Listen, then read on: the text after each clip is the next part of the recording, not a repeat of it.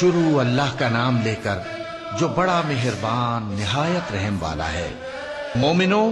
کسی بات کے جواب میں اللہ اور اس کے رسول سے پہلے نہ بول اٹھا کرو، اور اللہ سے ڈرتے رہو، بے شک اللہ سنتا ہے، جانتا ہے۔ اے اہل ایمان، اپنی آوازیں پیغمبر صلی اللہ علیہ وآلہ وسلم کی آواز سے اونچی نہ کرو،